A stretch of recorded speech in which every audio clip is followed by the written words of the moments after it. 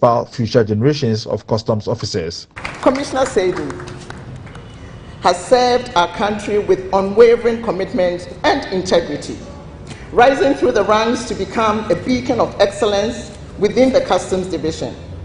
Throughout his tenure, he has demonstrated resilience, professionalism, and exceptional leadership.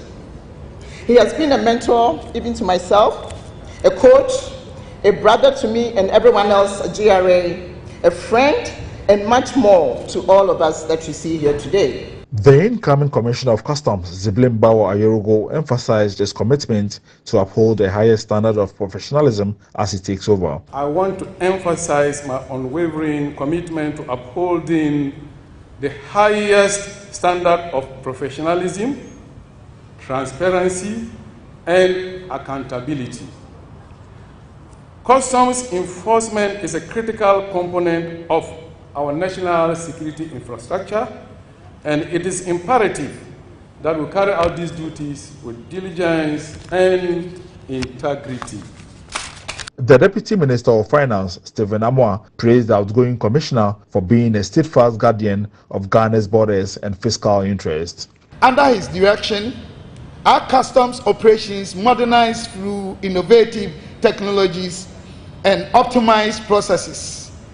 These advancements not only bolstered our security apparatus against threats like terrorism, trafficking, and intellectual property crimes, but also played a pivotal role in facilitating legitimate trade, travel, and economic growth.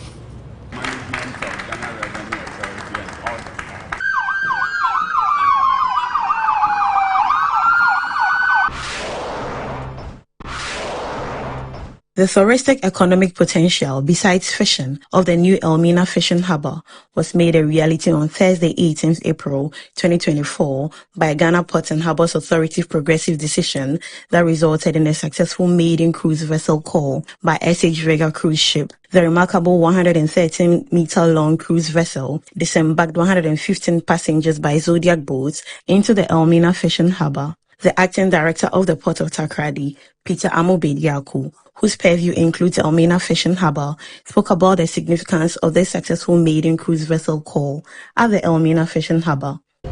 This also positions the port, which was initially built to focus on facilitation of fish activities. It has given it a dual purpose now that now we can use the Elmina Fishing Harbour also to attract tourists also into Ghana. The norm has always been that first they will call Tema port, Takoradi port, or vice versa, and then they will leave the shores of Ghana. But now Elmina has been added to the list. They can call Tema or Takoradi first, then anchor at the anchorage of Elmina Fishing Harbour to what? Also toward the other sides or the tourist sites in the central region. The Ghana Port and Harbours Authority acting director of Port of Takoradi was full of commendation for state agencies and stakeholders whose positive collaboration contributed to the success of the historic maiden cruise vessel call at the Elmina Fishing Harbour. The municipal chief executive of Commander Edina Eguafo and Ebirem promised to create the conducive environment needed to encourage and sustain subsequent cruise vessel calls at Elmina. This is the big gift that we receive from the GPHA. And looking at the local economy itself, looking at Elmina being a touristic city. The harbour master of the Port of Takoradi, Captain Daniel Korte, touched on the planning and preparations that made the event a success. All national agencies that you think are connected to inward and exit terminals of the country were brought together. We have been deliberating for more than about 3 months now just to make today a success. The Elmina Fishing Harbour manager, Mohammed Obusu, spoke about the historic occasion in his operational domain.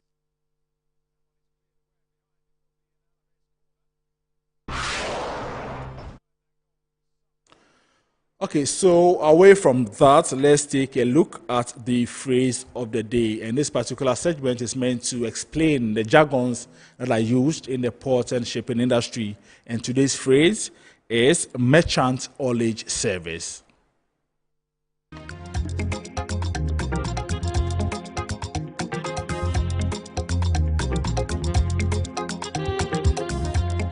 Merchant haulage service refers to the service of coordinating third-party logistics services on behalf of the customer. This service is applied based upon the customer's request for the carrier to coordinate inland haulage on a merchant haulage bill of lading.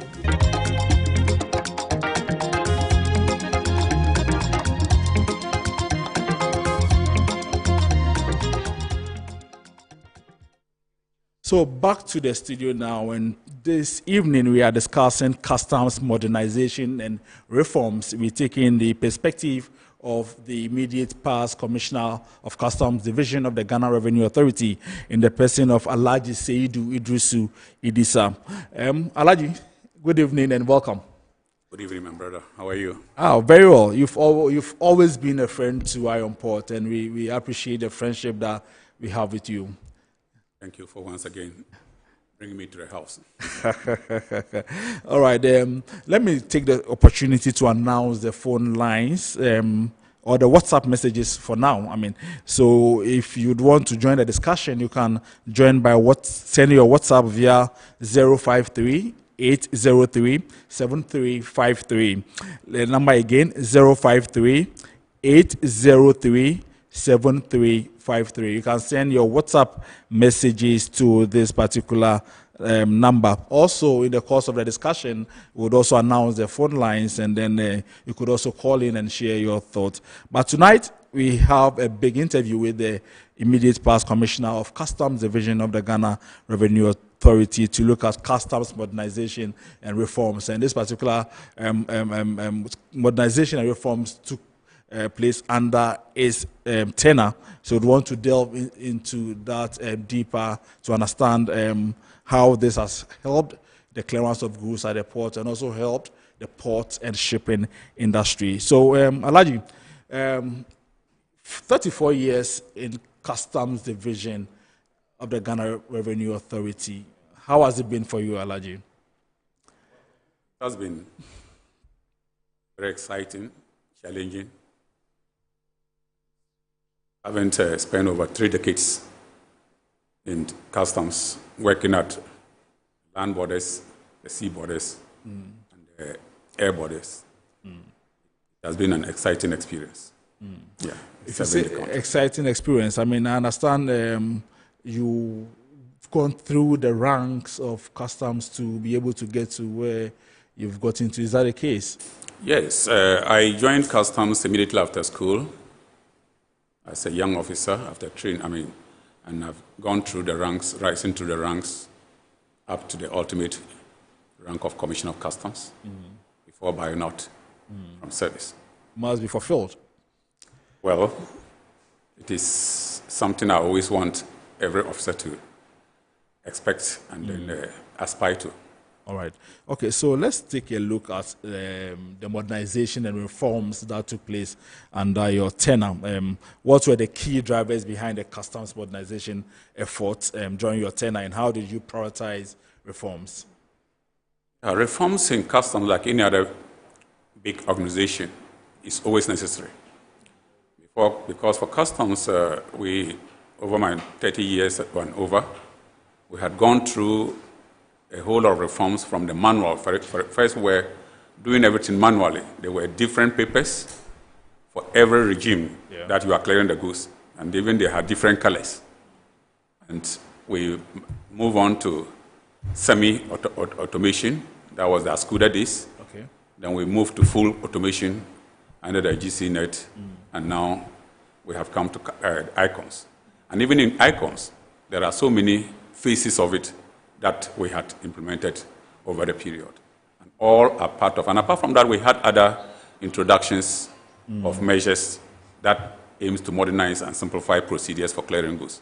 Because the volumes of trade continue to increase, the dynamics of international trade continues to change, and also challenges, people take advantage of international trade to also do their own thing. So enforcement measures also we have to introduce new measures to address all these challenges. Okay, so you've taken us through the reforms, the various reforms. At every stage of these reforms, were there challenges, and if there were, what were these challenges, and how are you able to rally everyone on board to be able to successfully implement these particular reforms? Yeah, there are always challenges. You know, when you are moving from one sphere to another, there will be internal resistance. Stakeholders may not understand, and there will be, resistance from there. And you also need knowledge. So you need to look at stakeholder engagement, a lot of education, a lot of training, and let every stakeholder knows what is at stake for the benefit of that stakeholder. So it was, we had to engage all the stakeholders the borders, make sure that they take part and they understand what they stand to gain individually and as a whole from those innovations. Talking about stakeholder support, what strategies did you employ to build the stakeholder support and also engagement among the trade community and other government agencies? Because they also play key roles in these reforms. Yeah, for cross-border trade, there are a lot of stakeholders. Some are government agencies, some are private agencies, and some are even international agencies. So when you want to make any move to introduce something new, you have to identify all the stakeholders, get their involvement, especially those who are important. Some are very important and you must get their involvement, otherwise the thing will not go on. Some need to be informed. Even some need to be, trained, including, those who are going to handle the change. And that is what that is the first method we always use. To identify the stakeholders, make sure that both governmental, private, and international, and make sure that we engage all of them. And we have training, and we can then roll it out in phases. Because when you want to roll out something at once, certain times, apart from the resistance, the ignorance can create a blockage for it. So these are some of the methods we use in all the new innovations that we brought into customs. Still staying with the stakeholders. I know there are some stakeholders who, when these reforms are coming up, they tend to take an entrenched position against these reforms. For such stakeholders, how did you deal with them?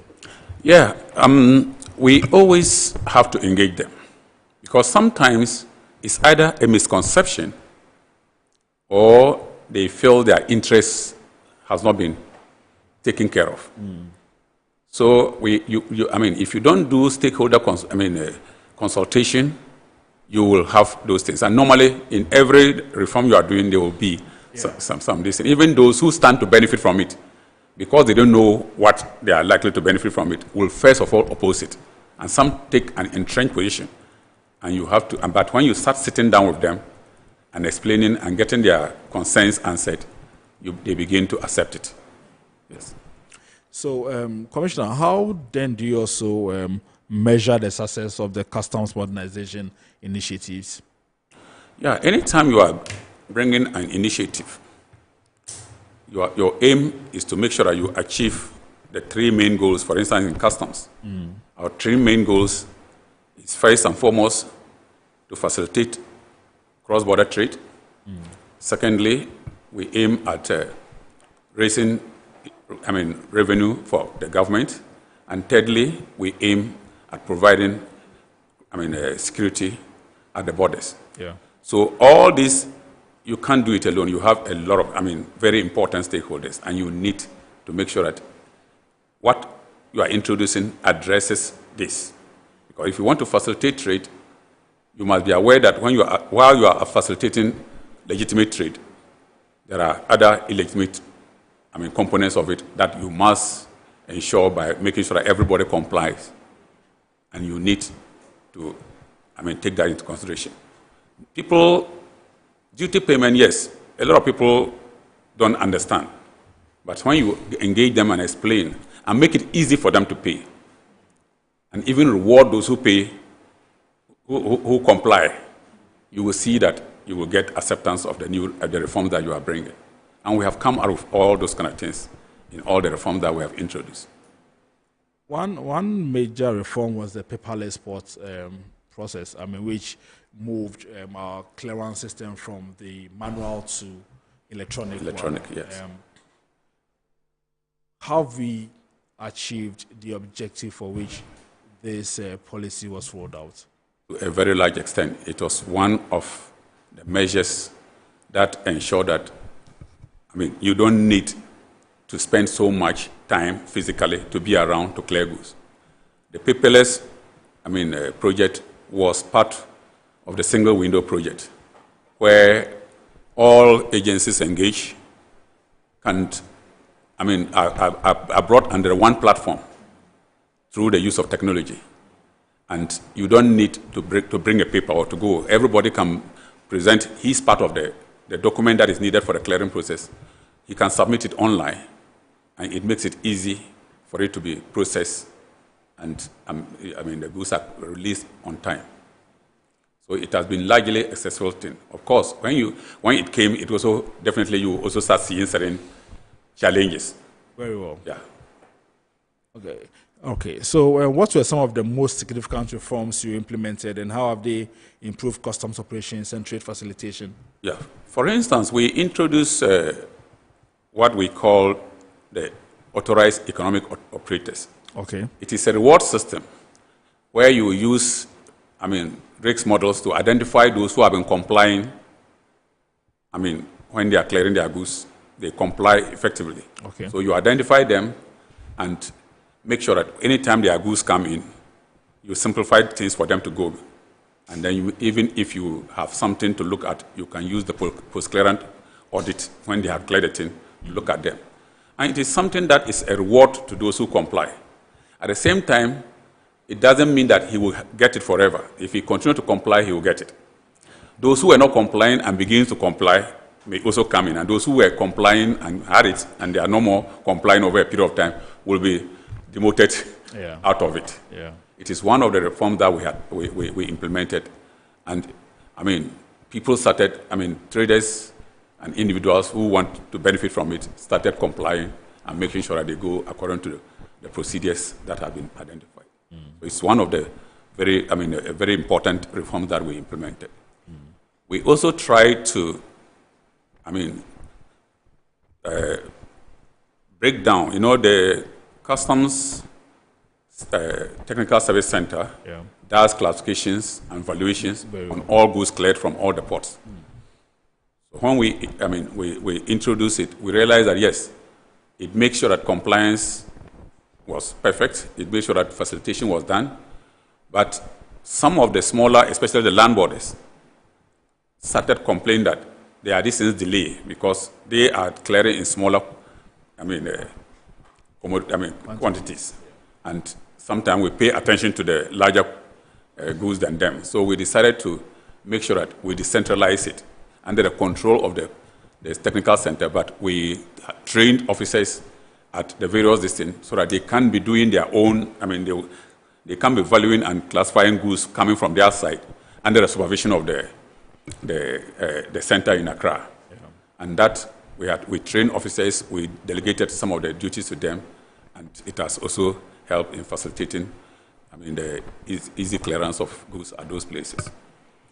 We had also introduced what we call a central monitoring system, where electronically, we have these scanners, and then we analyze the images of the scans. We also at the Tema port. Now we have moving it, the monitoring of the scanners to headquarters. Okay. And not only the scanners, we are also monitoring not only Tema, the airport, and the exit points at the lands. Okay. So the officers sit there, get the images, analyze it in real time, and they can easily, send information if something is found, not to be in line. And that, enhances enforcement, compliance.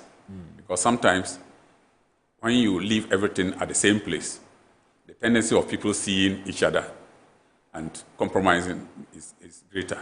Yeah. And this is one of the best practices that we have introduced, and it's currently being implemented. So there are a series of them, and we are making sure that all of them go through. We have also tried to do custom-to-customs cooperation. Very well. What happens is that, in international trade, not everybody is prepared to compromise. Yeah. To comply. Yeah. Some bring fake documents, some misdescribe goods, and some even change the country of origin, because the country of origin has a role to play the final duty that we pay.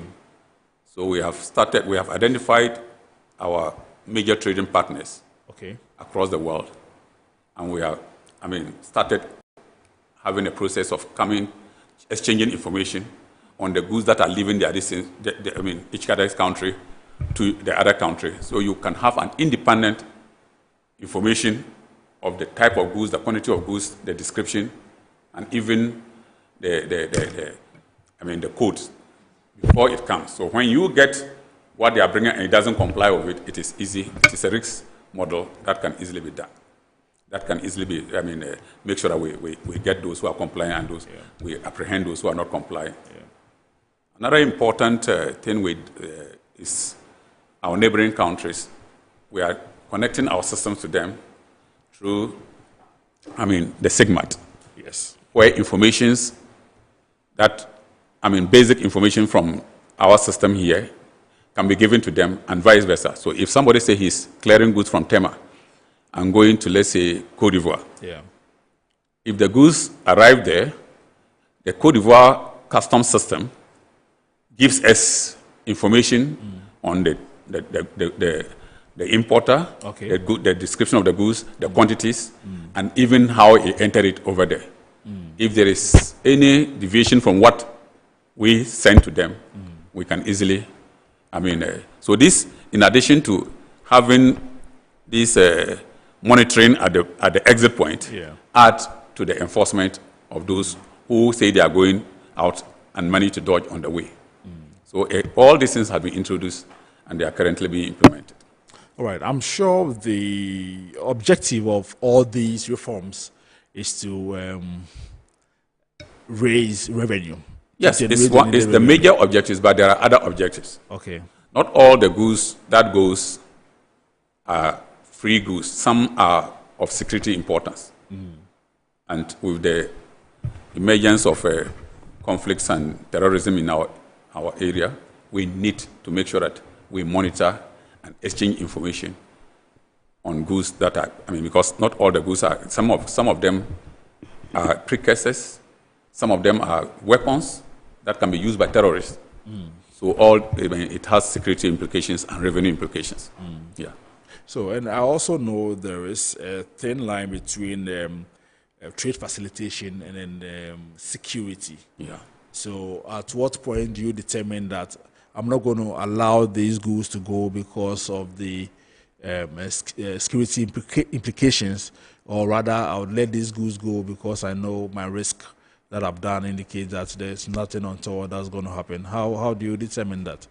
Yeah, we always have information, like I said, from the manifest and other information risk models that we have put in place. We have information on every goods that is going, and by training, we know which goods can be used for multiple purposes, especially those which are security risk.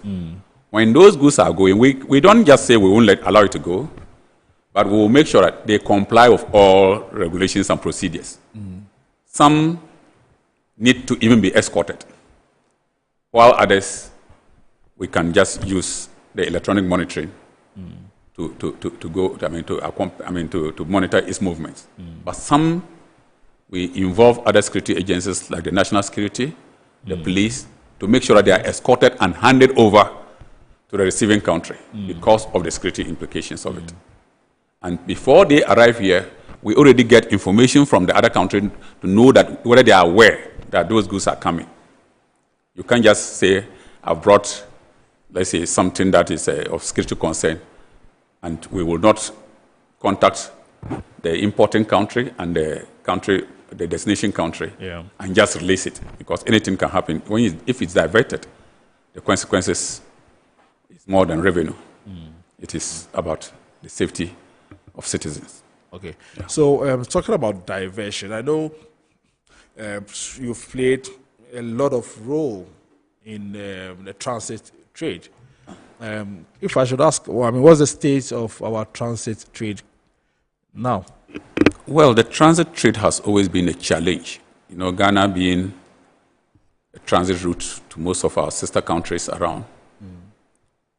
Some people take advantage of it and they bring goods and claim they are going to the other country. Yeah.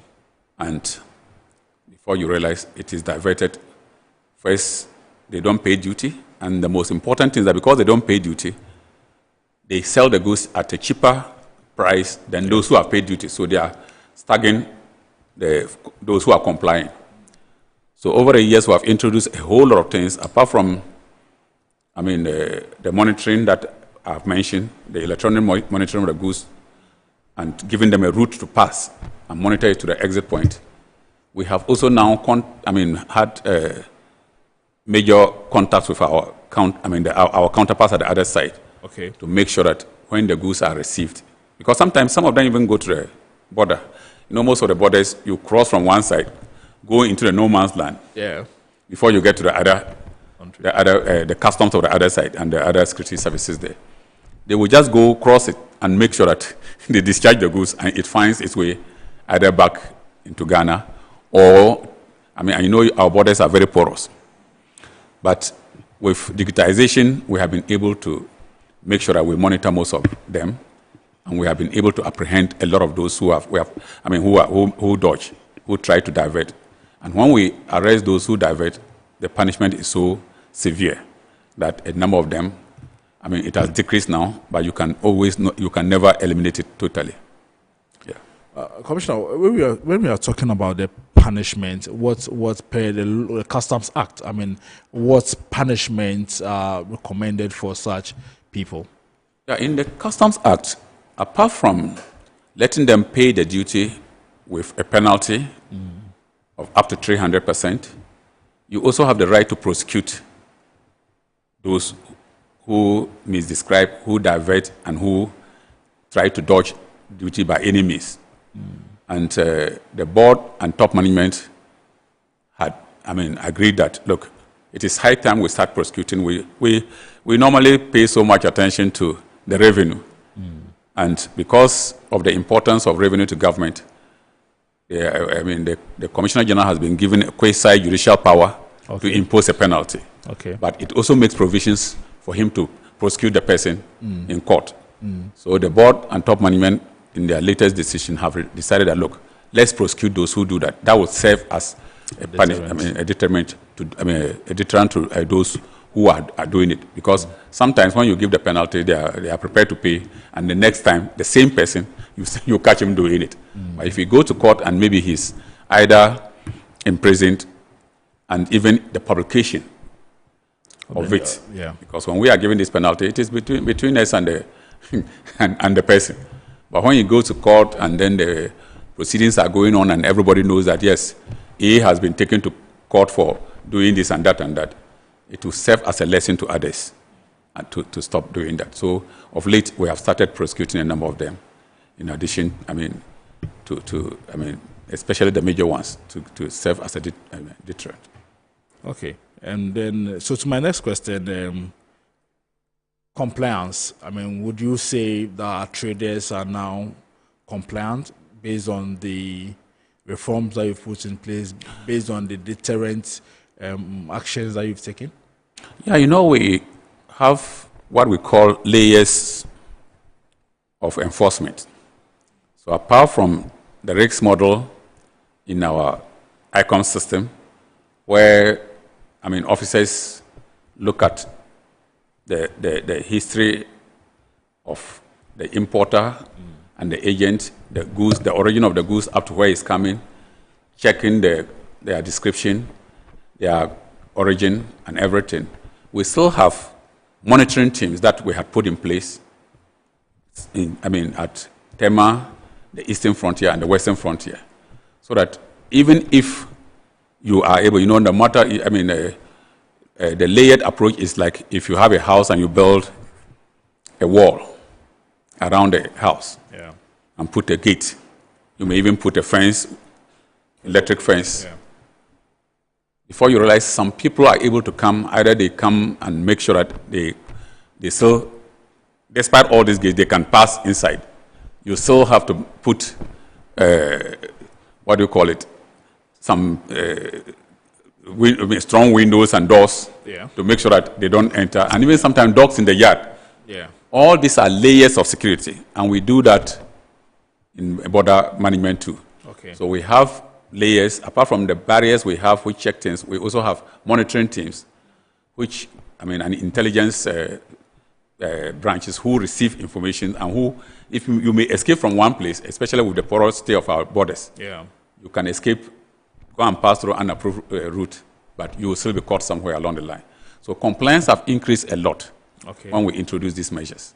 Right now, I mean, sometimes, yes, it causes inconvenience. You sometimes hear people saying that, no, we are inconveniencing them, but if, I mean, we always make sure that those who comply are given clearance. The amount of people we arrest and some of the things that escape from sometimes at the port, you'll be surprised. I remember some people, I mean, there was a case where somebody misdescribed mackerel. He entered it as spiral pins and took about 4 containers of it, managed to go through the Green Channel, and he left Tema port. It was the Western Monitoring Team that arrested him in Kumasi. Okay. And we found out that it was sardine.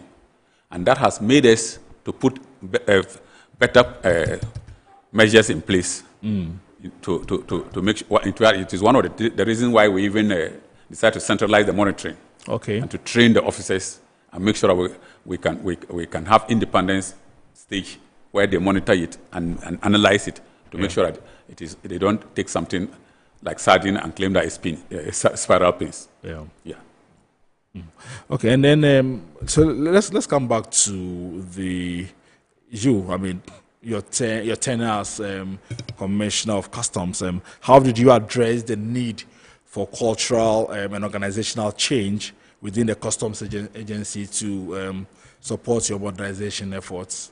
Yeah, we did it through a lot of training of the officers, because sometimes certain officers and even the other stakeholders, sometimes they do things out of ignorance. And I, from experience, have always emphasized on capacity building. Let me give you an example. There was some time when I was a young officer in Tema. Okay. That time I didn't know anything about computer. And we're clearing computers. Computer pass. Yeah. And there was a system of clearing called PUB, and you do the examination before the person go to pay. Okay. And the monitors was described as 12 inches TV. The keyboard, they told us it was the mouse, and we never knew what was mouse. I mean, at that time, I never knew what a mouse was. So they said the keyboard was a mouse, and we valued it as a mouse. A mouse, the real mouse was said it was just an accessory. We did this ignorantly. Yeah. Until when we were, going into GCNet and they started training us. So when we went to GPHA for training, then I remembered the thing and I said, if they had caught this thing, they would say it was deliberate. Meanwhile, we didn't know. Yeah. So that emphasizes why we should always carry out capacity building, both for officers and all other stakeholders, to make sure that they actually understand what they are doing and the purpose for which we are introducing the changes. And that is one of the things that we have done anytime we are introducing this thing. We have engaged, we have built capacity, we continue to build capacity both in and out of the country. Okay. And top management and the board had emphasized on it. And it has brought a lot of improvement in our work. That's why we have seen over the years, we have seen a lot of revenue growth and enforcement measures, a lot of interdictions of illegal items through this kind of capacity buildings. Yeah, so that is the way we handle. Okay. I'll be coming back to that, but let me find out from you. You know, the Vice President had announced that he wanted 4 hours to be used to clear goods from the port. Do we still have some importers getting their goods out of the port within the 4 hours? Yes, what happened was that, yes, that was a directive from the Vice President. We decided to take it serious and put measures. As part of the measures, we did what we call, there's a tool that has been developed by the World Customs Organization for custom administration all over the world to test, to carry out and find out how it takes for goods that lands in the port and the time it takes for it to be cleared. So, last year it's called a time release studies. Yeah. It is a tool from the West, developed by the WCO. We implemented it and did the studies. It is not just about customs, it is for all stakeholders. Agencies, okay. With all the agencies that is involved in clearing. We identified all the delays, but we have also realized that with the current system, we realize that those who want to comply, because we do pre-arrivals, so even while your goods are on the way, you can't make a declaration, a BOE, pay, and wait for it. When it comes, immediately the ship finish discharging, you can pick your goods. Those who use it, majority of them are able to clear, less than 2 days. Okay, less than 2 days. Less than 2 days. Okay. Others, especially those who need licenses and permits, sometimes they are delayed from the licensing, some of the licensing issuing authorities or permit issuing authorities. So he might have finished everything with the port authorities, with customs, but customs will not release it because he hasn't got a permit to bring in those goods. And we identify all this from all the stakeholders because we engage all of them. They were part of the study, and it has come out. We've identified all the delays, and we have set up another committee to implement, to make sure that we reduce it, to ensure that, we comply with what the Vice President said. And actually, like I said, those who are, prepared to clear their goods within there, because it takes the importer first to do it. Because some of them, the goods come and he leaves it standing there for a very long time. He has not made any effort. For that one, we can't do anything about it. But those who are complying, there has been a tremendous improvement on it. And like I said, some of them clear their goods within 2 days. Yeah. All right. This is where we take our very first break. We're going for our first break, and when we come back, we'll continue with the interview. I've been discussing the perspective of the immediate past, Commissioner of Customs, on customs modernization and reforms, and then he's led some of the reforms, and then we're assessing how those reforms fared and also the benefits that we derive from those reforms. We're going for a quick break. We'll be right back.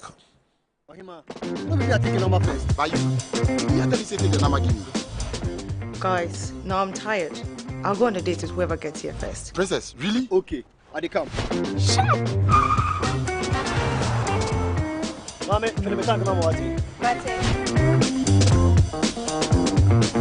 Boss, fill my tank with Super XP Raw 95. Well out with Super XP Raw 95 and Diesel XP high performance products from Goyle.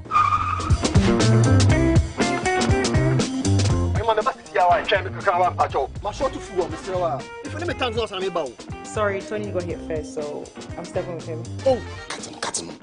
Hey, go for mommy. Choose Super XP Raw 95 and Diesel XP for an energizing driving experience. Always go for Goyle Super XP Raw 95. Talga, my money too small. Why should I pay my tax? Look, small. Salifu, it doesn't matter how small or big your business or income is. You still have to pay your taxes. The little taxes from each and every one of us, when put together, could give your community clean water. Or that deprived school with tables and chairs. Please pay your taxes. It is your responsibility. It is your civic duty. It is the law. Impressive factory. If only I had listened to you, I wouldn't have been in this mess. That devastating fire virtually wiped out the whole factory and my warehouse. Remember my misfortunes last year? Serene Insurance Asset All Risk Fire policy that I took were there to pay for my damaged stocks in the warehouse. And my machines that were affected by the floods have been replaced. My accident vehicle is back on the road thanks to Serene Insurance motor policy. Currently, my goods are on the high seas covered with their marine cargo insurance policy. I was just telling Ajima about Serene Insurance. Oh, Ajima, tell him more. As a road contractor, I make sure I do my contractors all risk insurance for the projects and then workers' compensation for all the workers on site. With Serene Insurance, they will make sure they will cover your unknown tomorrow today. Serene Insurance, a new face of insurance. Call us now.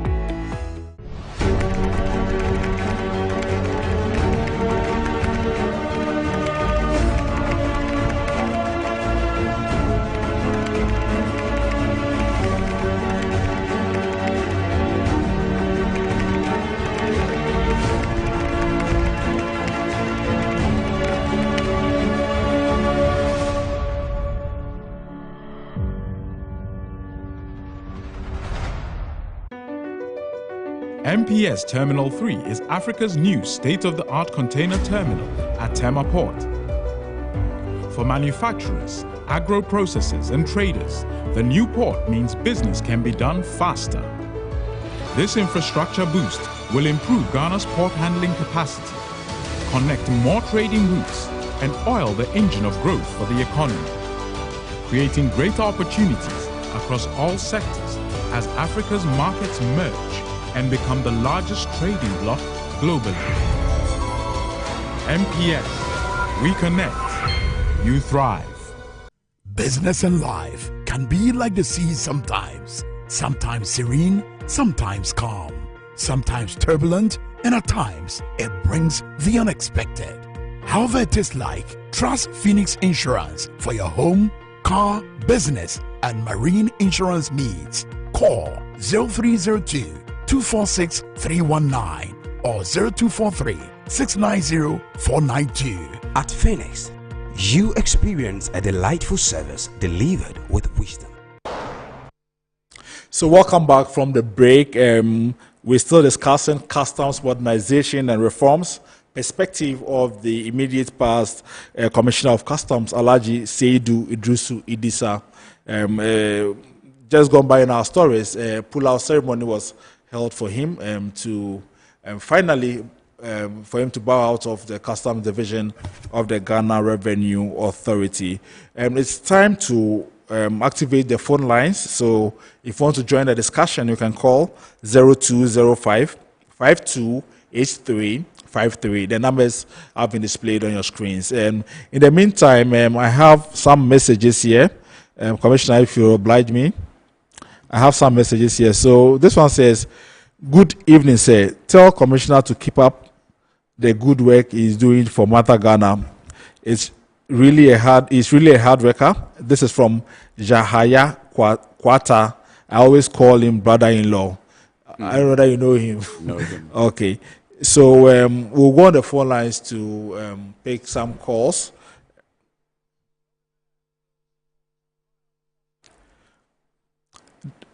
Okay. So, Commissioner, let's go on. Let's come to our ports. What do you make of the current state of our ports in Ghana? Well, our ports in Ghana they are one of the best as far as facilities are concerned in the whole of the sub-region and even in Africa. They have improved upon all what it takes to receive, handle cargo, and dispatch them. We have also introduced a lot of coordination between the various stakeholders. And we must always realize that we are competing with other ports, especially, not even for transit goods, but even for goods coming into Ghana. Because, I mean, if somebody would decide, a Ghanaian decide to take his goods to Togo, we cannot say he shouldn't take it there. But our ports, in fact, you remember the other time where we traveled outside to Burkina Faso, they acknowledged that our ports are one of the best. Yeah, maybe they only complain of some of our charges that are a little too high, especially the shipping lines. But that one we are working, we are holding talks with the shipping lines to make sure that, it is not, we address some of the things. Some of them also complain of some of the levies we give them, and we have brought it up for attention at the highest level. Okay, so let's go to the phone lines now and welcome Boatin from Amranya. Hello, Boatin, good evening, and thanks for calling. Hello, Boatin. Hello, Boatin. Yeah, hello, I can hear you. Okay. Can you hear me? So go ahead with your submission, please. All right, so first of all, I want to congratulate Commissioner for his many good works. So far, his tenure in office has been a great one. He's done a very great job. As far as I'm aware, he's made several strides in the industry that has won him some praises, which he might not know, but we know, and a lot of people do make very positive comments about him. So I want to congratulate him. Going forward, what I want to say is that a lot of issues happen at the port which go unnoticed. One of them is the way and manner people, especially the agents, they manage to swindle importers or people who import cars into the country, how they manage to swindle them. It's said that it is real. I imported a car, and within a short time, before I could realize the car had been sold without recourse to me, the importer. How it happened, I still cannot explain. I have tried severally to get my car back. As I speak with you, I haven't gotten it. I have written several petitions, and it's gone down the drain. It wasn't the tenure of Mr. Sedudo, but I put one in not long ago, but it hasn't been attended to. I want to believe probably it hasn't gotten to his attention from what I hear about him. So in conclusion, all that I want to say is he's done a very great job, honestly. But I think going forward, we should find ways and means of solving this issue of cars being auctioned or sold without the consent of whoever first imported, notwithstanding the fact that the thing is gone on demurrage or is expired, whatever it is. There should be some decorum given to whoever imported it first, the importer. Thank you so much. All right, thank you very much, Boatin, for calling. Commissioner, you heard him?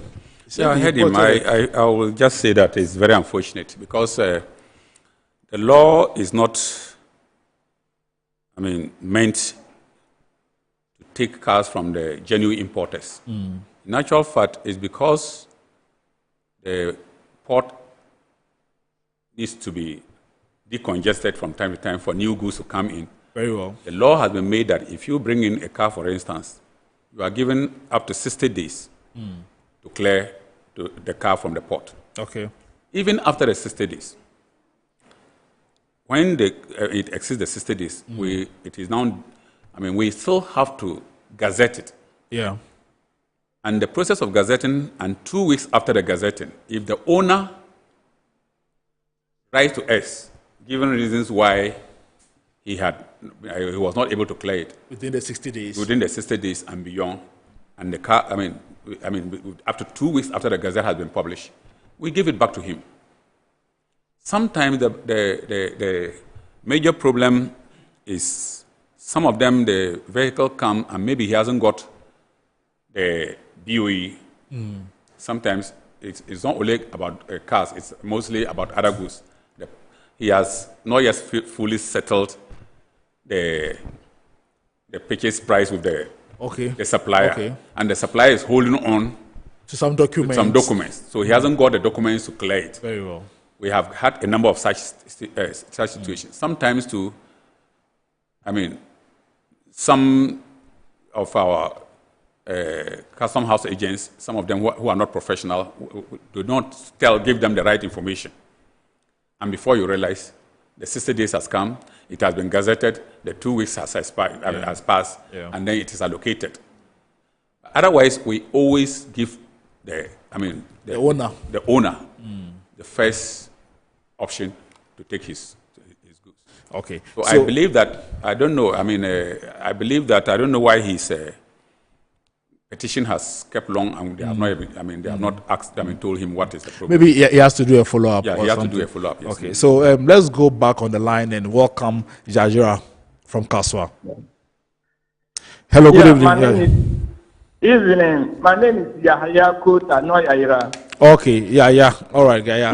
All right, thanks for the correction. You see, the first time I encountered with Alaji Sedu, it was wonderful. I never knew him from Adam. Somebody directed me to him.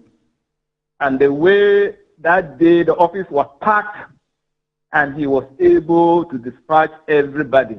And when you enter the office, the smile alone, even if your problem doesn't solve, the way he talks to you is very good. And his human relations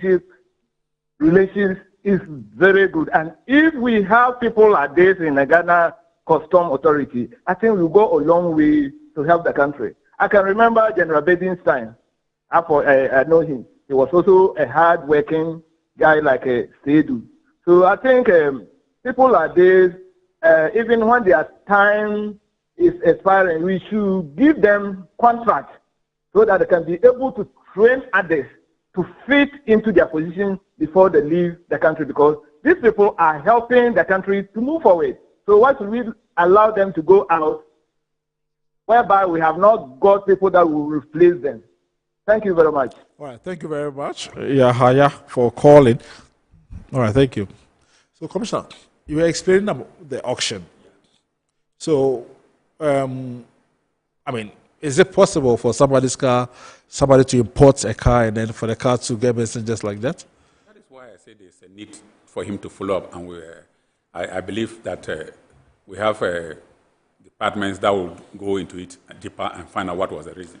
Okay. Yes, because I can't imagine how the car got missing in the port.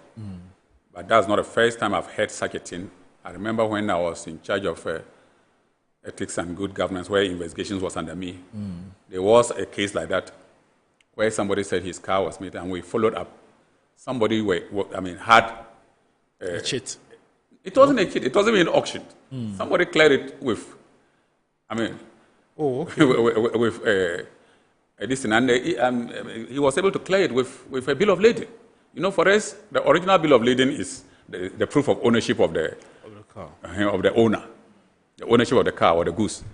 Somebody cleared it, and we had to refer the matter to police because we knew the one who cleared it. And car is something that you can't hide.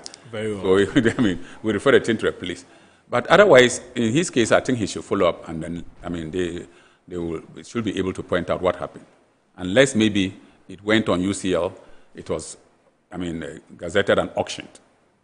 That one, when it is allowed that before you petition, there's nothing we can do because it has already, it went through the process. But if it didn't go through the process or it went through the process the wrong way, we should be able to unearth what is happening. Okay. Talking about the 60 days, are importers aware of the 60 days? Do they know that when you import a car, you should be able to clear it within 60 days? Oh, it is, a lot of them know. A lot. I think the problem is that majority of them bring the car and they are not prepared. They don't have the money for the duties. And while they are delaying, demurrage and other charges come in. Certain, yeah. Majority of those I know have got problems. This is what has happened. But they are aware that they have a time limit to take the car away from the port. But they always delay, sometimes looking for money to pay the duty. Before they get the money, sometimes the demurrage goes more than twice the duty. And he leaves it.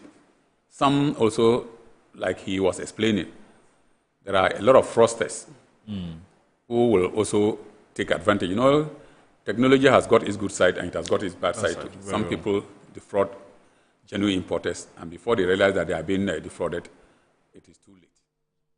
So we need to do more education on it, together with the freight forwarders, because we should do more education on it, because a lot of importers of vehicles do not know that. In fact, those who even arrest in town, those who pass through the borders, people just buy and they don't check. And car, in particular, is not something you can hide. Very well. It is going to be on the road for the next 20 to 30 years. Yeah, yeah. If you don't do the right thing, you'll be exposed.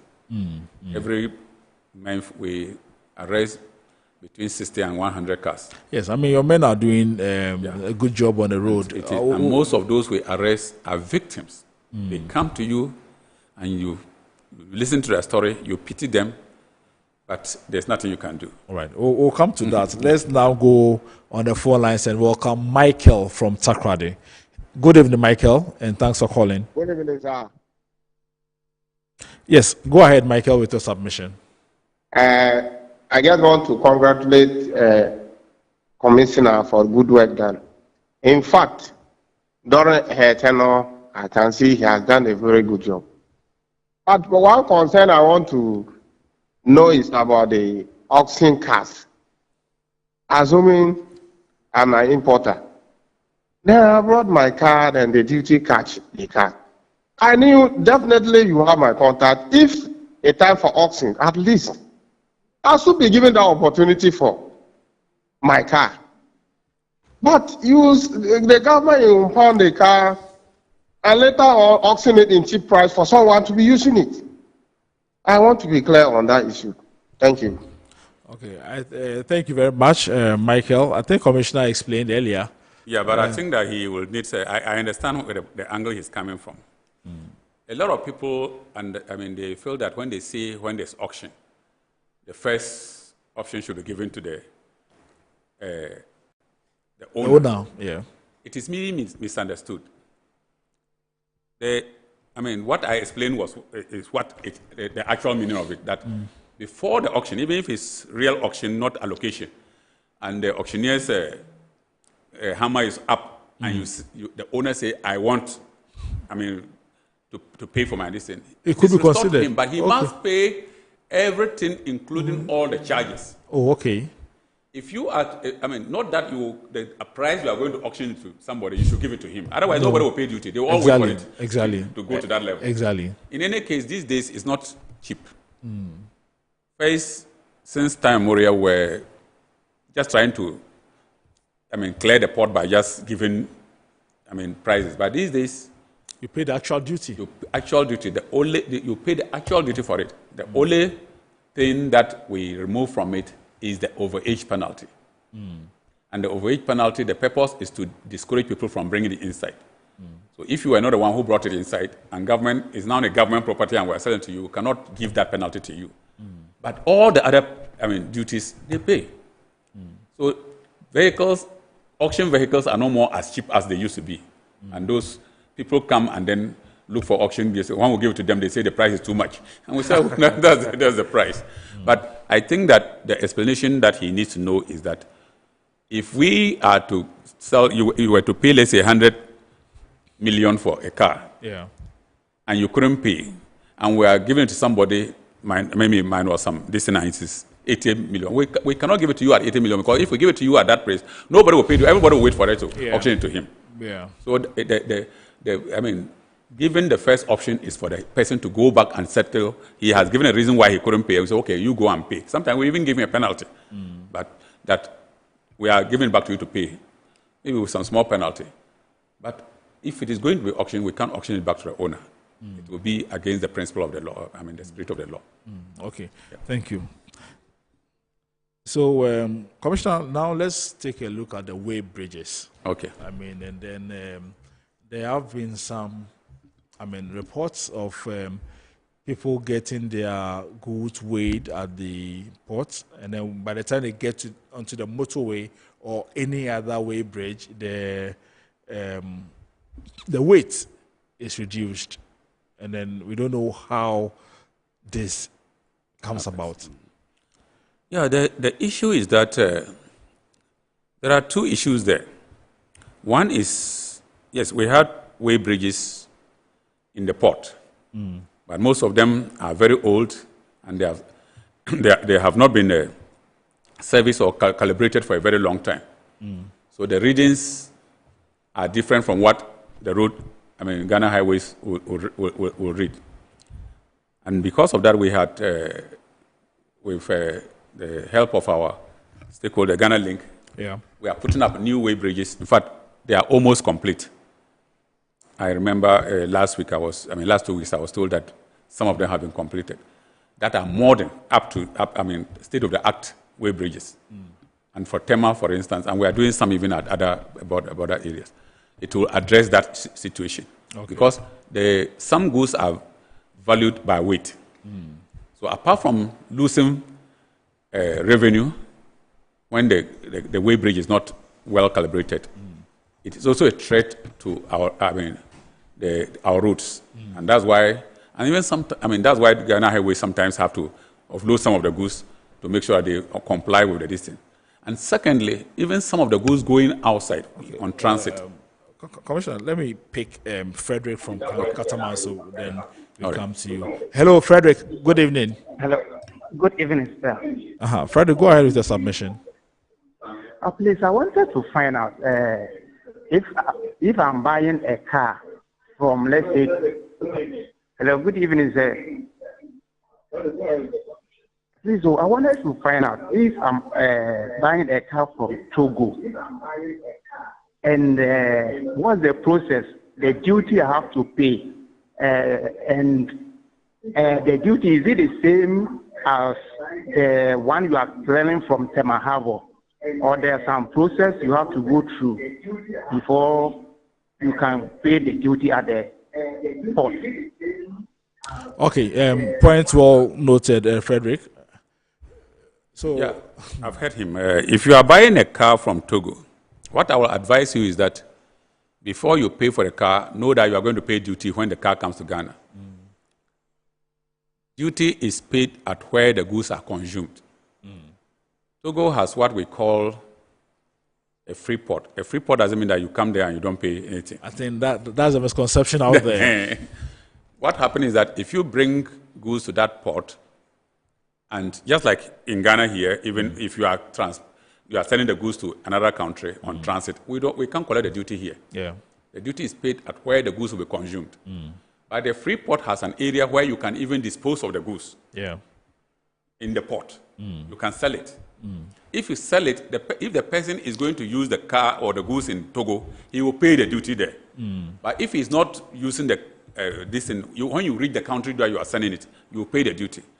Majority of our people don't know that they will pay duty. They think that if they buy it at Togo, then that is all. That is all, yes. So they buy it, and when they come and they are confronted with the duty, then they realize that it is not something they can pay. Yeah. And they leave the car at the entry point, and eventually it is auctioned. Some also, and that is where majority of Ghanaians are deceived. Because of this, our ECOWAS, protocols, where citizens of ECOWAS country can drive their cars to each other's country and be given permission to stay for a period not more than 3 months. Yeah. A lot of Ghanaians who are bringing cars, especially cars which are overage, and there's overage penalty in addition to the duties. Yeah. They bring the cars to Togo, and there is a gang. People with Togolese, most of them are not even properly registered in Togo. They will find a way of getting documents to cover and put a number on it, get a Togolese who will drive the car. According to our protocol, you can just come and say, I'm visiting Ghana. We are related across the borders. Yeah. I'm coming to visit my family, or I'm coming to do some business within 1 week. They give him the distance. He drives the car and come and leave it in Ghana with the person who paid him to do that. And those who do that, the next day he's able to remove the thing and also get a fake Ghanaian number, or sometimes they may not even register. Most often they register it with a fake Ghanaian and fake documents. They will go into the system, get a similar car which has paid duty. They will print the documents and change the chassis number of the particular, every car has its unique chassis number. Yeah. They will change whatever numbers are different from the other car which has paid the duty on the car and sell it at cheaper because he has not paid the duty. He sell it at cheap price. And normally when Ghanaians see the car that he knows is normally sold at 150,000 being sold at 50,000 or 30,000, he rush to go and pay. Yeah. Without finding out. Yeah. And like I said before, car is not like a fridge which will even be in the room. It will be on the road. You will be caught. So anytime you are buying such a car, come take the particulars of the car and come to customs. We'll tell you how much you pay when you get to Ghana. Yeah. If you know you have the money to pay, you buy. Otherwise, then you say I won't buy. That's all. All right. So, Commissioner, we just have barely 1 minute to go. I want to find out from you, looking back, what do you consider your greatest achievement in your modernization efforts? Looking back. Well, like I said, modernization in customs has been continued to be a process. We had played roles even before I got to the commissioner level. And I'm proud that we have done a lot, but I know there are still a lot to cover. That will make processes easier, payment easier, clearance of goods easier, and I'm proud that I've played my part. Okay, what would be your advice to the current commissioner? Oh, we had talked a lot when I was before. In fact, I will spend more than a week handing over.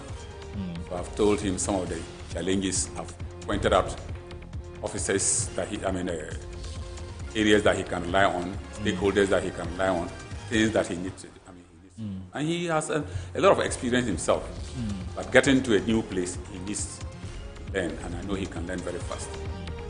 Always make sure that he follows the rules. We are law enforcement, not lawmakers. And finally, what's next for Alhaji Saidu? Yes, I want to take some time and rest, and then look at opportunities ahead. Retirement from public service doesn't mean that it's useless. Have a lot of other things that you can do. For me, I grew up on my son. All along, even while I was in the service, continue to farm in my village. It's one of the things it's both a hobby and a profession. Okay. And as a lawyer, I may look at other ways. Yes, not necessarily. There are other ways you can play your part as a legal person. As a customs officer, there are also other ways. So there are opportunities, both internal and external, and I'm looking at them. All right. Thank you very much for obliging us, Commissioner, immediate past Commissioner of Customs, Alhaji Saidu Idrisu Idisa has been my guest for this evening. We've been discussing customs modernization and reforms perspectives from the immediate past Commissioner of Customs. My name is Solomon Anderson, and thank you for watching the show. Join us same time next week.